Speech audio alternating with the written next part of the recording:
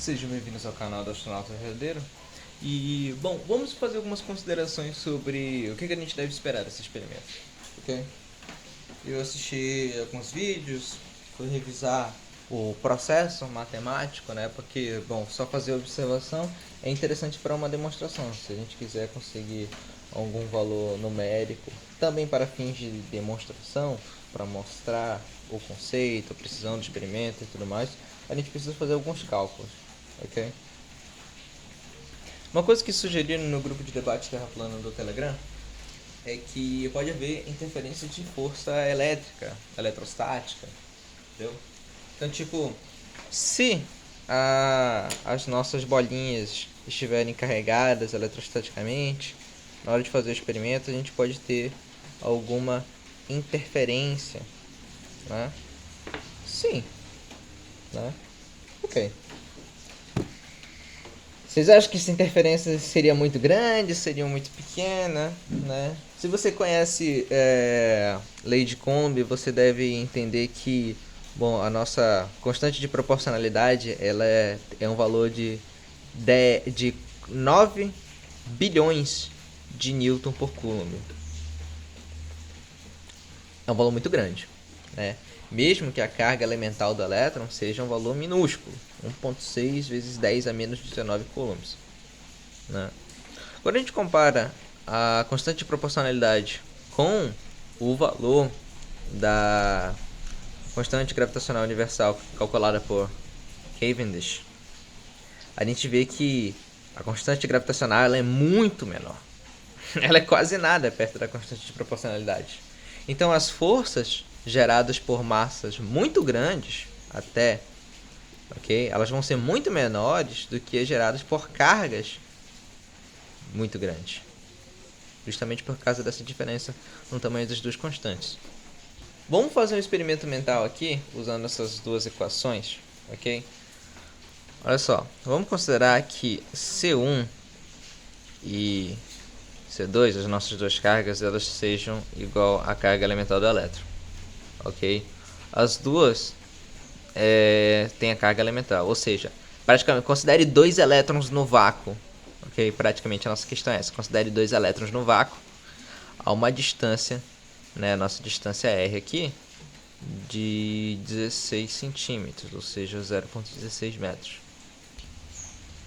Nosso valor aqui então vai ser de cerca de 1,25 vezes 10 a menos 7 newtons, ok? Então a gente vai ter essa força muito pequenininha, cerca de 12 milionésimos de newton, 12 milionésimos de newton é a força que a gente vai obter. Só que, para perceber uma coisa, 12 milionésimos de newton é uma força muito pequena, ok? É uma força muito pequena. Só que é uma força muito pequena gerada por cargas ainda menores.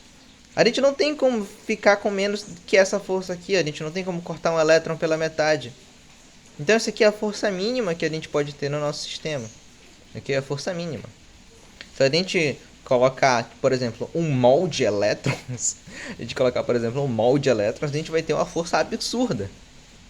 Vamos manter esse valor aqui na cabeça e vamos calcular a força, o que a gente esperaria para a atração gravitacional, segundo a teoria aqui, ok?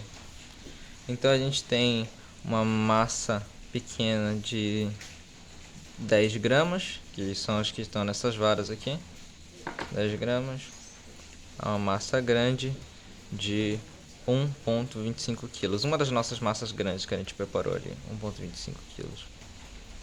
Ok, essas aqui são as massas que a gente tem. E a nossa distância vai continuar sendo 16 centímetros, ok? Vai continuar sendo 16 centímetros. Então a gente vai montar.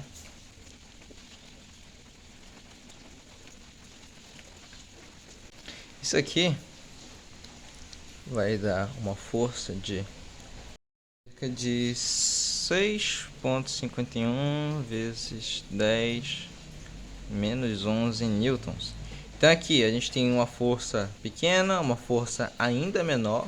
Quando a gente compara essas duas, é só ver pelo número da elevação, as ordens de magnitude, a diferença em ordens de magnitude. A gente observa que mesmo a força elétrica de cargas muito pequenas, ela é várias ordens de magnitude maior do que a força gravitacional entre massas de massa ordinária. Quem conta que aqui é 12 milionésimos de Newton, aqui a gente já tem é, na ordem de de centenas de bilionésimos de Newton. Então, de fato, é uma força muito pequena. Ok. Agora, se a gente quisesse comparar essas duas propostas, esses dois modelos, como é que a gente poderia fazer isso? Ah, a gente poderia considerar duas possibilidades. Se a gente for buscar na equação do movimento, a gente vai ter 0 mais S0, mais 0 mais 0 C, né? Mais inflação sobre 2 quadrado. A gente vai ter isso aqui como equação do movimento. Se a gente quiser isolar o tempo, a gente vai ficar com t ao quadrado, vai ficar aqui, ficar igual ao espaço transcorrido, porque esse aqui o espaço 0 é 0, velocidade 0 é 0, a gente corta, a gente vai ficar com t ao quadrado vai igual a, isso aqui vai multiplicar por 2, 2s, o a está multiplicando, ele vai passar dividindo, a gente tem que tirar esse quadrado daqui, então a gente passa a raiz nos dois. Então a gente vai ficar com o tempo é igual a raiz do espaço, né, 2 vezes o espaço transcorrido, sobre A. Isso aqui é uma equação de queda livre. Isso aqui é o mesmo que T igual a raiz de 2H sobre A. Isso aqui é a equação de queda livre. Ok. Se a gente usar uma equação de queda livre, a gente já tem a aceleração que a gente deveria esperar, a gente já tem a força, né? E a gente já tem a distância, que no caso é esse R aqui. Então a gente poderia estimar o tempo que demoraria para as duas esferas ou cargas se tocarem. No caso, para a força elétrica, esse tempo acaba sendo cerca de 2.385 segundos, ou cerca de 39 minutos e 45 segundos. Ok. Para a força gravitacional, no entanto, a gente vai ter 99.123 segundos, o que traduz para cerca de 27 horas e 32 minutos. Olha a diferença de tempo, né? Um duraria menos de uma hora, né? 40 minutos aproximadamente, enquanto que o outro demoraria mais que um dia inteiro rodando para poder acontecer o experimento.